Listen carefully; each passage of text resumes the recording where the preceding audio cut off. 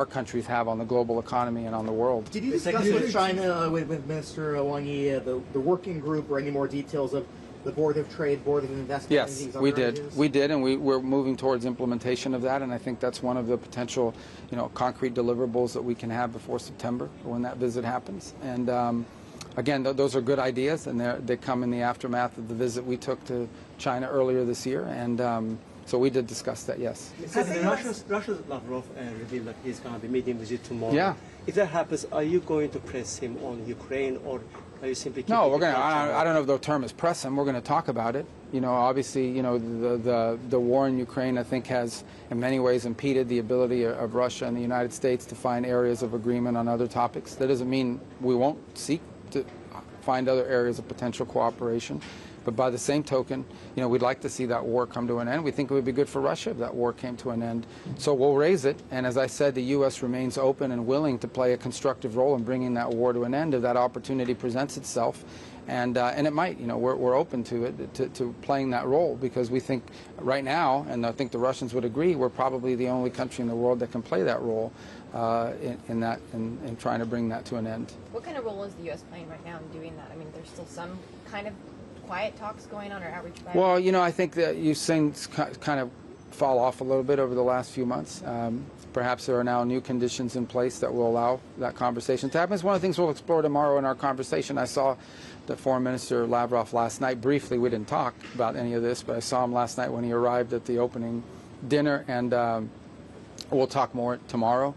Obviously, to be fair to you guys, I mean, a lot of stuff I'll talk to him about, I'm not going to put in a press release because it undermines the ability to find understandings. But we'll talk about it and see if there's an opening now or an opportunity for us to play a constructive role. But there are other areas that the U.S. and Russia can cooperate on that we, again, going back to the point I made about China, this is very simple.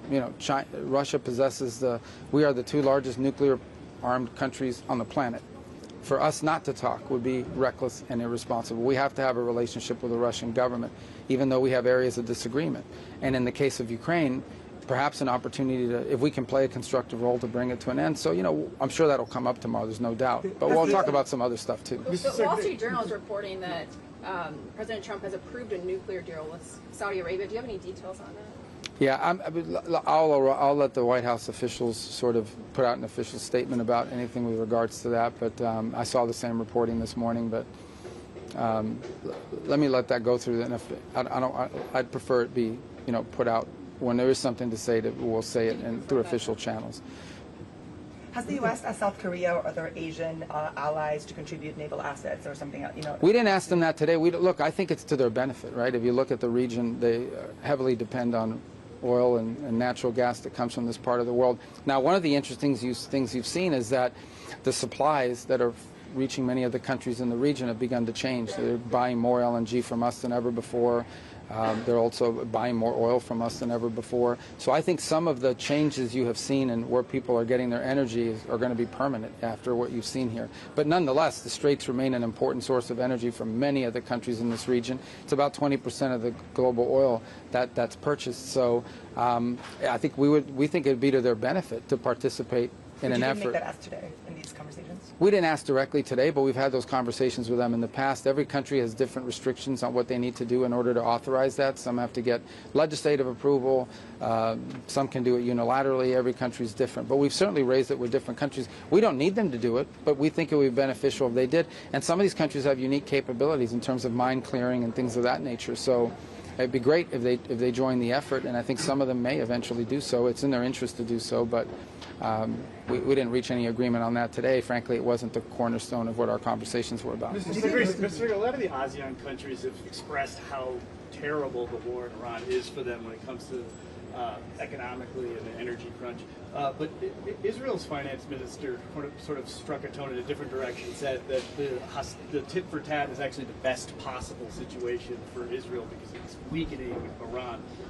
Does this show that there are some differences between the United States and Israel when it comes to how they view this war? The United States is trying to end this. For the Israelis, the hostilities continuing is in their benefit. Yeah, look, I can't comment on what one individual in government said in Israel.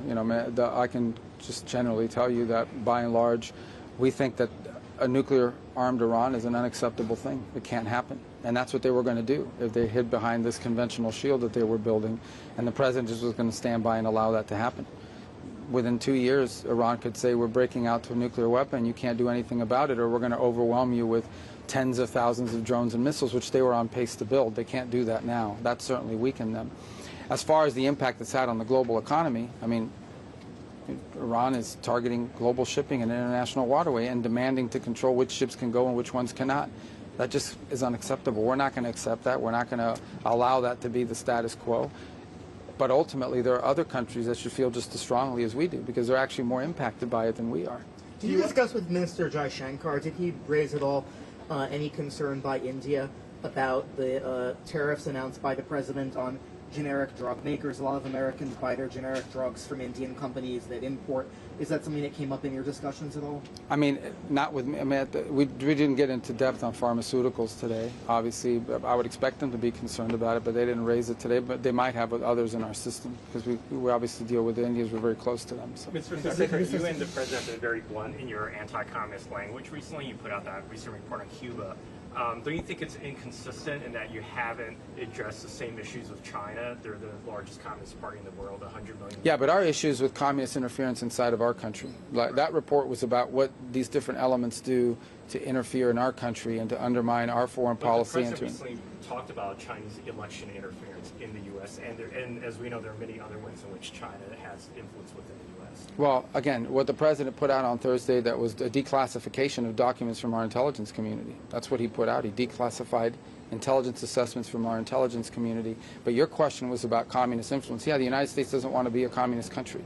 We're never going to be a communist country, and we're not going to allow communist influences to undermine our politics or our society. So I don't know what the inconsistency you're referring to is. It's very clear. Obviously we understand the Chinese system and other systems, but I can tell you our system doesn't want communism, and we're certainly not going to allow communist efforts to undermine American society and drive wedges into our country, and that's what we're seeing. And by the way, one of the leading, culprits of that for many years, the intellectual authors, particularly in our hemisphere, is the Cuban regime, which our report on Monday outlined. Are Cubans having a bigger impact Did on you the Chinese? express concern regarding the clash between China and the Philippines in the South China Sea? Did we discuss it with? Clash between China and the Philippines in the South China Sea. Oh yeah, it's been a high-profile issue. We've all seen it, and it's a sort of an escalatory thing that we think is very negative, and benefits no one. And obviously, we've reiterated in every meeting we've had that the U.S. has a treaty arrangement with the Philippines. I believe we're the only treaty partner the Philippines has. We intend to live up to our treaty obligations, and I think we've done so, and will continue to do so. With sense of escalation, how difficult is it to inspire confidence at these meetings, such as the ones you've had today, that the U.S. can bring a quick end to the war in Iran? I'm sorry, what was the... Is it difficult to inspire confidence that the U.S. can swiftly and effectively end the war? No, with I Iran think everybody here understands that the U.S. would love to reach a diplomatic settlement. We would love to reach an agreement, if it were possible, with Iran that would ensure they never have a nuclear weapon and obviously help stop them. And we'd love to have an agreement where they say we'll no longer sponsor terrorism, and we will not pursue a nuclear weapon or the things you need for a nuclear weapon. I think there's a lack of confidence, is the lack of confidence that the Iranian regime will ever agree to any of those things. That would be the lack of confidence. And the bigger lack of confidence should be that they've already made commitments very recently in a memorandum of understanding, and within 2 weeks had violated it. So I think if there's any undermining of confidence, it's confidence that the Iranian system, as it currently is structured, can reach an agreement. And so you wonder whether they're serious about an agreement in the short term. But look, the president always prefers to negotiate and reach a deal on these things.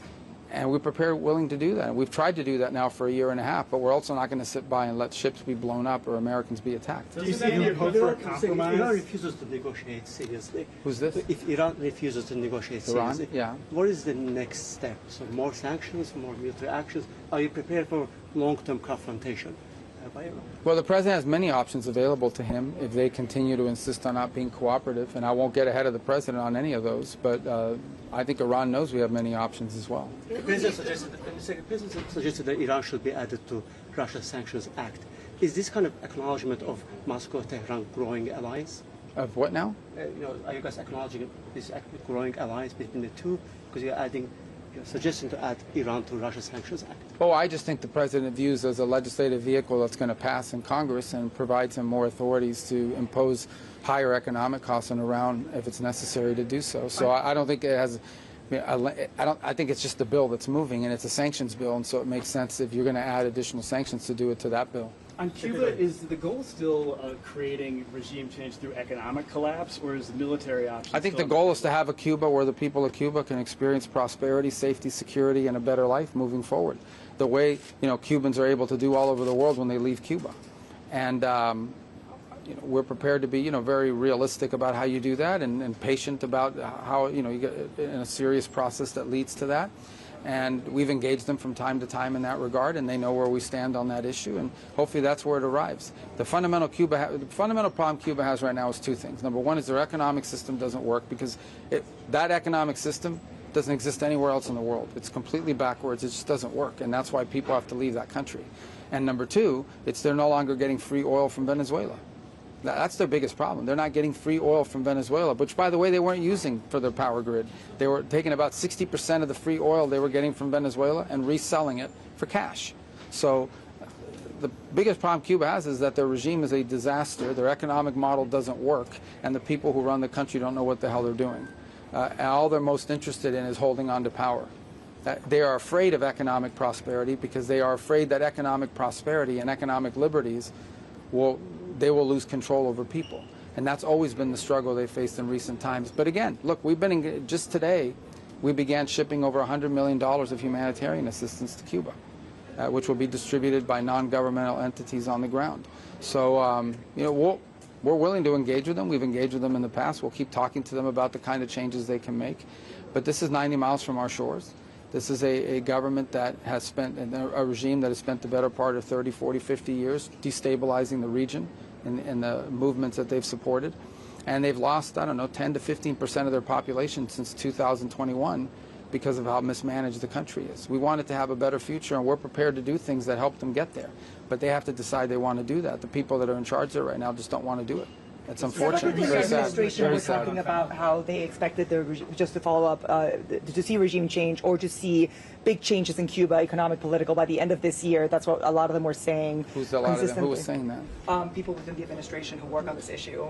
Like who? Because I work on this issue more than anybody else. They I weren't never predicting said. it, but there was an expectation that Cuba was so. No, weak look, that guys. it I was mean, going look. This global affairs are not like. We're not a mini-series. Like you get in 3 episodes and it's over. I mean, global affairs are difficult. You're talking about a system that's been in place, since 1959. You're talking about a country that suffered tremendously because of poor leadership and a bad economic model. You're talking about a regime that survived all these years because they had a foreign sponsor, be it the Soviet Union or Hugo Chavez. They don't have that anymore.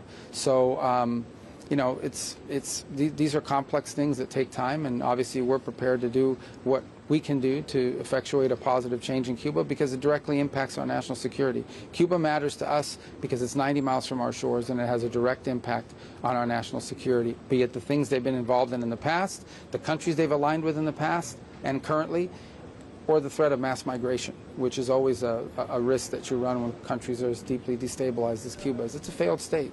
It's a failed state, but I've never laid out any timeline as to what change would look like or when it would happen. I wish it was tomorrow because they deserve it. The people of Cuba deserve a better future. Mr. Secretary, on your argument that Iran has violated the MOU, isn't the MOU inherently flawed because in paragraph 5 it explicitly acknowledges Iran has power in the Strait of Hormuz, whereas no other formal agreement before had acknowledged or recognized No, I don't think that's what the MOU says. Certainly that's not the way we interpreted it from the very beginning. We understood that to mean, we understood that to mean that they would ensure that no ships were being blown up, and they chose to violate that. The MOU does not give them the right to launch drones and missiles against commercial shipping vessels. The MOU doesn't give them the right to do that, and they chose to do it. Power over the strait to begin with in the MOU? Well, we don't acknowledge their power. Well, the only thing I tell you they have missiles and drones, and they're launching them against ships. The MOU doesn't say you're allowed to launch missiles and drones against commercial shipping in the Straits of Hormuz. It doesn't say that anywhere in the MOU. You mentioned, Secretary, that China has been cooperative in some ways with the issue of Iran. What were you? Well, I'm not going to tell you about all of them, but I'm going to tell you one in particular, and that is they've been pretty clear that they don't support any tolling or restrictions on global shipping through an international waterway. And a statement like that from a country like China is important. How concerning is the Houthi threat for the additional shipments of energy for the Saudis? Are you worried that that could have a... Well, the Houthis have done that in the past, as you know. They've threatened global shipping there in the past. And, again, anything that restricts shipping through the Red Sea would be problematic for the same reasons that the Strait of Hormuz is problematic. So we're watching that closely, that situation. We've been engaged with the Saudis on a number of times over the last week in regards to that threat. It's not a new threat, but it's one that's manifested itself in the past. But at the gist of that issue is the fact that, again, Iran is in the middle of it. Talking about the troublemaker in the region, it's Iran. They decided to send direct flights from Tehran into Yemen, carrying IRGC elements and others into the country. And the Saudis responded to it, and that's what's led to the situation we're now facing. We hope it can be de-escalated. Obviously we're not particularly close to the Houthis, in terms of being able to influence the decisions they make. But I think it's just another example. The Houthis, Hezbollah, the militias in Iraq, Hamas, this is what Iran spends its money on. It's not on its people. It's on supporting terrorist organizations and destabilizing actors in the region. You mentioned a couple of times that other countries should join the U.S. to protect shipping in the Strait. Yeah, because it's their shipping. Yeah, we've had conversations. There are countries that have expressed interest. Again, some of them have different ways they have to get there in terms of how it's authorized. Some need an international flag. They need to do it under the mandate of an international organization. Some need to go through the legislative process. But the reason why I mentioned it to you is because if you look at where that oil and you look at where that energy is destined, it's not to the United States. It's to other countries. And so, plus I think every country in the world has an interest in protecting the right of shipping in international waters and freedom of navigation. I know you're going to get into the details on the Saudi civilian nuclear agreement, but just broadly, for people who have non-proliferation concerns, for people who listen to U.S. rhetoric about how dangerous it would be for another country to get a nuclear weapon, doesn't having a less than gold standard agreement in the Middle East run a risk? Well, I'm not going to opine directly on that agreement. We're going to put out even when the moment is appropriate, we'll put out that in writing. We have to do it with Congress anyways, so we'll certainly do it publicly. But suffice it to say, the U.S. is not going to reach any agreement with any country in the world that leads to the risk of proliferation.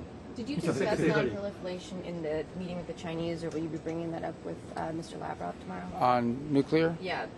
Well, we didn't talk about it this time. We've talked about it in the past, and I think the President's point, and he's right, is in the modern era, if we're going to have a nuclear arms restriction talks and arms control talks, it has to include the Chinese side because they're rapidly building their own nuclear capabilities. I would imagine the Chinese will argue that once they catch up to the U.S. and Russia, then they'll enter these negotiations. But until then, I think that's been their historic argument in the past. But I think the President rightly points out that in the 21st century, if you're going to have true arms control, it has to be tri-party. It has to be the U.S., Russia, but also China. But we didn't discuss it today. Are you satisfied with what China's been doing on the fentanyl issue? It was the basis for a lot of tariffs that appear to be they keep getting struck down. Well, we continue to talk to them about that issue, and obviously I think we've made some progress. Some of the commitments that they made in earlier this year, they've begun to live by. Others remain a work in progress, and I know that as recently as today, our law enforcement is visiting China, and we've had their law enforcement come to Washington earlier in the year. So we remain engaged with them, and ultimately we think in the long term this poses a threat to China as well. So I would hope that they would have an interest in being cooperative because in the end these same elements that are shipping fentanyl precursors all over the world will eventually do the same if they're not doing it already inside of China and their neighboring countries. So it's a work in progress, but I think we've made some progress on that front, but not entirely where we need to be. Today you met with Japanese foreign minister. Yes. And China has been its economic and military pressure on Japan. So how do you see the worsening of Japan-China relationship? How do you see how do you view the worsening? Oh, the worsening, yeah. So look, I mean, obviously we're very close to Japan. We understand what they're facing right now. They're facing real restrictions, export controls and all sorts of things. And obviously you talked about some of the aggressive measures that have been taken. It's a troubling trend. I don't think that China-Japan relations are at their high point right now. We're very close to Japan. We have treaty obligations with Japan. We have deep history of cooperation with Japan, and that's going to continue. But we see it with concern. After securing one American's release from Iran last week, can Americans expect more detainees to come home, including colored. I think they should all be home. I'm not going to predict or prognosticate what others we may see released, but we would like to see them all the wrongfully detained people released, not just from Iran, but all over the world. But it'll always be a priority in our conversations, even when those restart. How's that channel working? There's so much hostilities, literally, between Iran and the United States. Yet you Which channel? The channel to get wrongfully detained people out. Obviously, just bore some success. How is that happening amidst this warfare going on?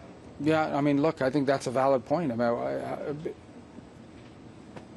we were fortunate to see one instance in which one person who shouldn't have been there should not have been held there was released. We'd like to see more. It's a feature of our conversation with them. It would obviously be easier to have that conversation if some of these other things weren't ongoing. But I think the fact that we're even detained to begin with speaks volumes as to the nature of the regime that we're dealing with. But yeah, I mean, it's not the most productive moment for it, but we're very fortunate and blessed that lady got out because she never should have been held in the first place. Mr. Secretary, is there anything you can tell us about the pending U.S. arms sale to Taiwan?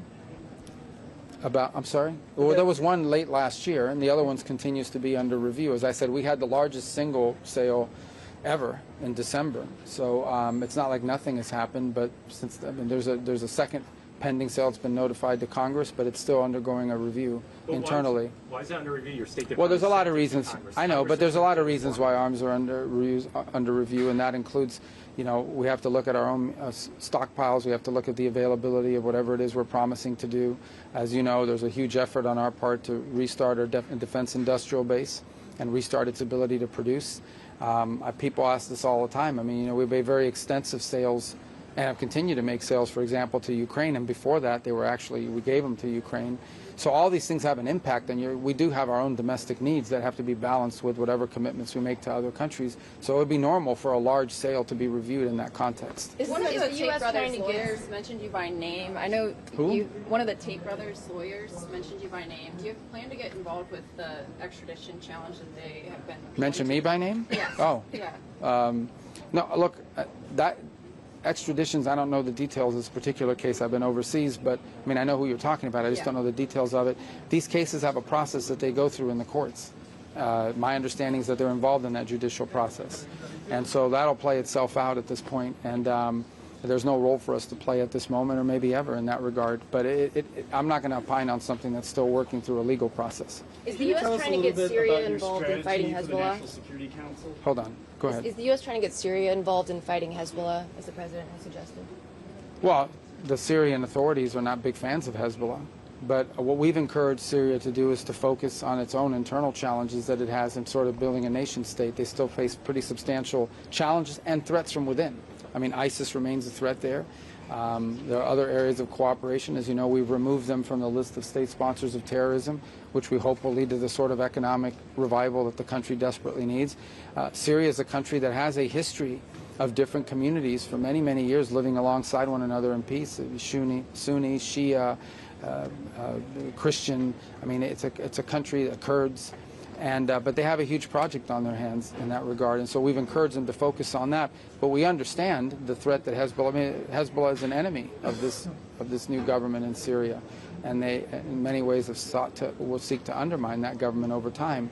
And one of the best things Syria can do to secure its future is to secure their border with Lebanon, so that we don't have weapons and arms coming back and forth across that border, and in an effort to destabilize Syria. What were you asking? You know, many national security advisors have put their stamp on the NSC bureaucracy, Scowcroft model, large models in the Obama administration. How do you want to be remembered for the stamp that you're putting on this? Are you streamlining things? The NSC works for the president, and so the stamp we want to have is the stamp any NSC director should have. It's not my stamp.